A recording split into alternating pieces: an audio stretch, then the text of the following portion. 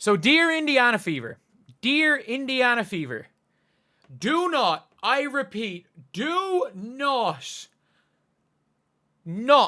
approach Mariana Ortiz, because she is legitimately the perfect signing. You have to.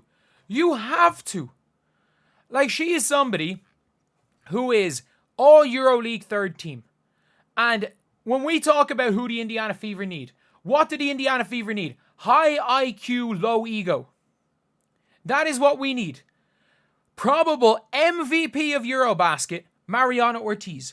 Right now, Mariana Ortiz has 42% of the vote for MVP. Emma Messiman is 18. Ayayi is 1%.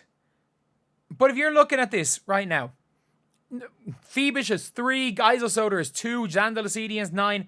42% of the vote is for Mariana Ortiz. And this is a player where if you don't watch her play, you don't realize how good she is at basketball. She is unselfish, never makes a mistake, will never make a mistake for the entirety of the season or for the entirety of a game. She'll go through games without making mistakes. And right now, she is currently being one of the best players for Spain. And Mariana Ortiz, you look at her stats, and you're seeing, oh, she's only averaging 6, 5, and 5. She's not doing anything. Watch the games. She is going to win MVP of Eurobasket. She's going to win MVP. She's a 6-foot-tall point guard. She does not do anything wrong. Like, not the greatest three-point shooter, I guess. Well, not shooting the greatest from 3. But I want you guys to see these games. Sweden. And today's game as well. So, today's game. She has what? 4 points? She has 4 points today. In a huge, huge game. And by the way, Spain beat France. Spain are like, we're not meant to win this game. They were not meant to win this game. France had the God squad. Spain were not meant to win. Spain didn't have Meg Gustafson. But late down the stretch, obviously Torrens hits her shot.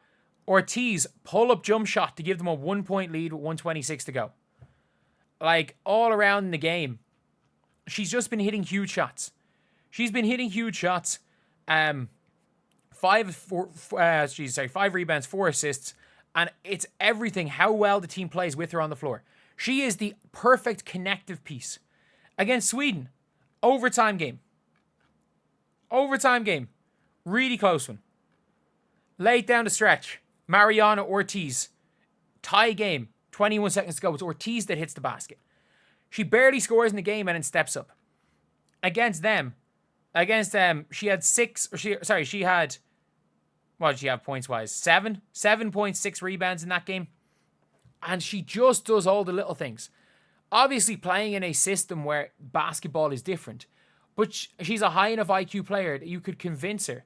You could convince her to, play any role. And she will be able to play any role. The Indiana Fever need to look to bring her over.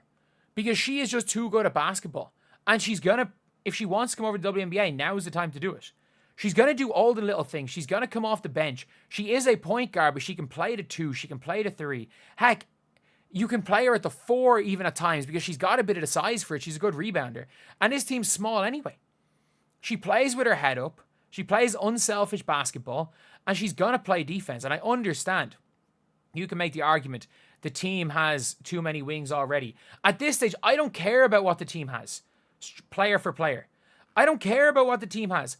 All that I care about is that the Indiana Fever put out the best 12 players possible. That they put out the 12 best players possible. I don't care what positions they play. If they're 12 point guards, it doesn't matter. It can't be worse than it is right now. It can't be worse than it is right now. Like, it is. Like, it is genuinely important. Another player the Fever should look to bring in is Ayayi as a spark plug off the bench. Ayayi is a late bloomer, 31 years old. She's really peaking in her 30s. She wasn't that great through her 20s. She's a late bloomer. And she is a dynamic scorer. Again, in today's game, France versus Spain, she came in with 19 points. She was France's best player. Yes, she was 1 of 8 from 3. She shot the ball badly. But she was still aggressive. She was still out there getting buckets. And when Janelle Salon was struggling, 3 of 11 from the field, she was the one that was keeping him in this game. She was the one who was killing it when they got a lead. Like, obviously, Torre, I think, is just that little bit small. I think she's that little bit small.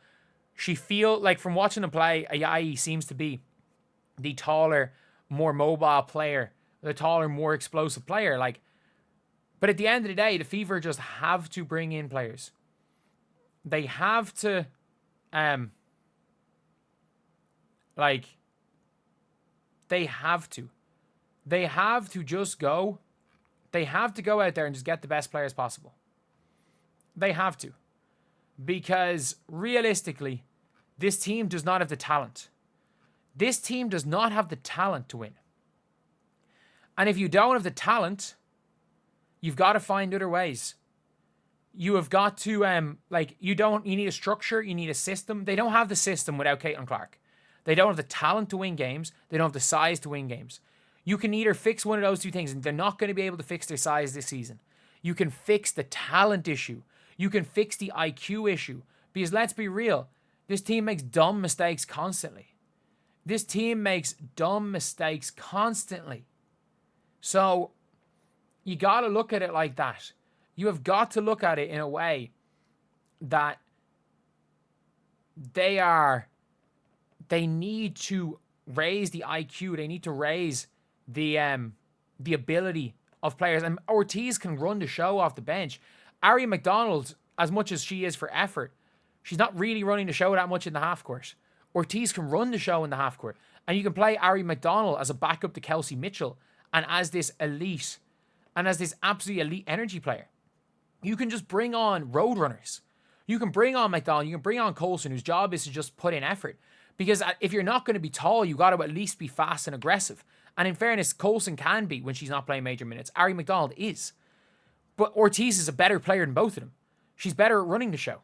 Not as much of a shooter, but you put the ball in her hands when Caitlin Clark is off the floor, and suddenly their offense looks good. Heck, if you put the ball in her hands, if they're stopping the CC and AB pick and roll, the motion offense might actually fucking work. And I know they're not going to do it because Bree Turner has diplomatic immunity to being cut. This front office are frauds. We know all of that. We absolutely know all of that. The front office are frauds. They are absolute frauds. But at the end of the day, I'm making these videos because at least I can say I told you so. Just like I can say I told you so when they didn't pick her up in the offseason. Just like I can say I told you so when they didn't pick up Janelle Salon in the offseason, who I said should have been their number 1 target. Just because I can say I told you so when they didn't look overseas at Monica Cole-McCanny when she was cooking. Just like I can say I told you so when the Fever stink it up. I'm making this video just so I can say I told you so realistically, because this front office are frauds. There's no point expecting the front office to be anything other than frauds, because once a fraud, always a fraud.